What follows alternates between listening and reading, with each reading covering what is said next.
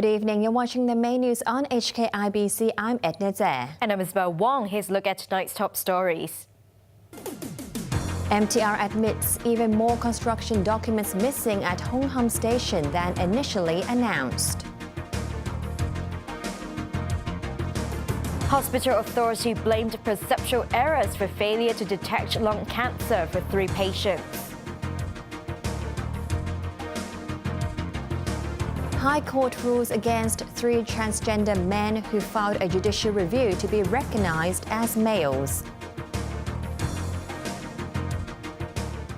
In another bombshell revelation, the MTR admitted that the number of missing construction documents at the Hong Kong Station project is far greater than what it told the government and the public earlier. The railway firm explained it had allowed contractor Leighton Asia to complete the works first and supplement the documents later due to a tight time frame. Riley Chan reports. The government revealed on Wednesday that it had been informed by the MTR Corporation that 40% of critical construction records at the Sha Tin to Central Links Hong Kong Station were missing. But just 2 days later, MTR officials told lawmakers on a railway subcommittee that the number was far greater. The missing documents were so-called RISC forms, short for Request for Inspection and Survey Checks. The forms were to be provided by main contractor Leighton Asia upon completion of works before cross-examinations by the MTR. Lawmakers were told this morning that 73% of forms concerning works at the station's North Approach Tunnel were gone. As for the South Approach Tunnel and the stabling siding, the MTR had only received 64% and 37% of the necessary papers. The railway giant said it had been chasing up Leighton for months, but to no avail. We are disappointed at their performance, and I would say that our performance in managing this project is poor. Cam stressed the MTR had never received those documents, adding the company would study if the papers were intentionally destroyed. Several lawmakers alleged that MTR staff had conspired with Leighton to delete the records, since workers could not have proceeded to the next phase of construction if such documents never existed. Cam explained the MTR had wanted Leighton to complete the project first and provide the paperwork later due to the tight deadline. From my conversations with other site staff, they suggest a possibility is that because of the rush in the construction program, they approved the work on site, but could not get the documentation afterwards. But I have no proof to this. We have been chasing for some time, and after so long, they still could not provide the necessary documentation. So we suspect there may not be any documentation available.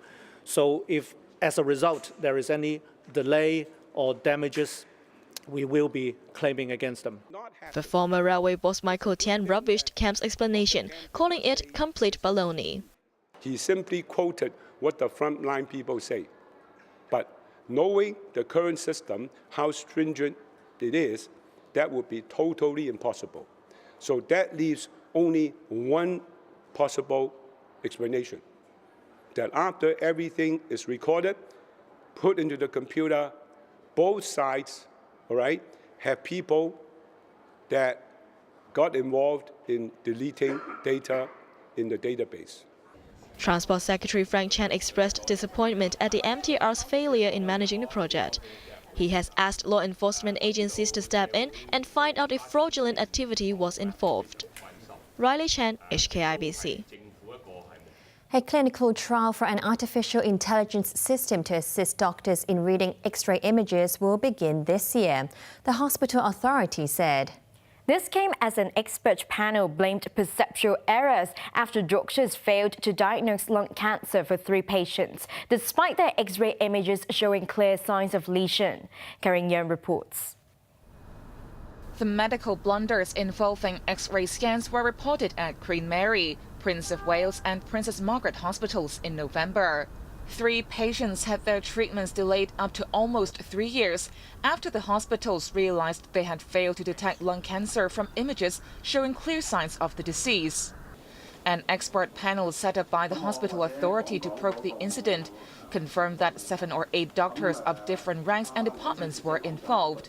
Perceptual error was blamed for the blunder, as the panel concluded its findings today.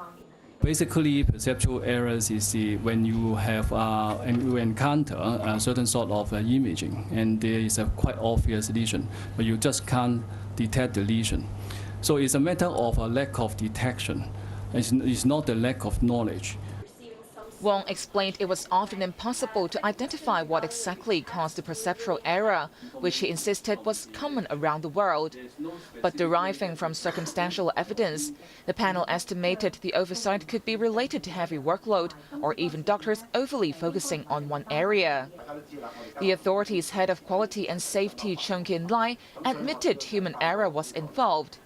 He would not say if anyone would be punished, only saying it would be handled by an internal disciplinary mechanism. To avoid a repeat, Chung said senior doctors at accident and emergency wards will now be asked to review the X-ray scans after an initial diagnosis. In the long run, Chung said the authority would upgrade its equipment, such as introducing an artificial intelligence system to help screen the X-ray images for high-risk cases. The system is expected to be put to trial at one emergency ward within this year. Karen Yang, HKIBC.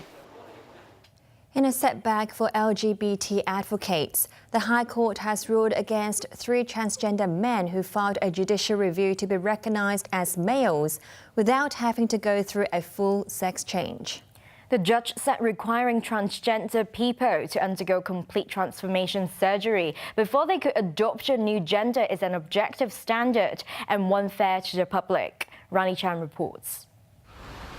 Henry Tse, one of the applicants, expressed disappointment at the judgment, though he was not surprised.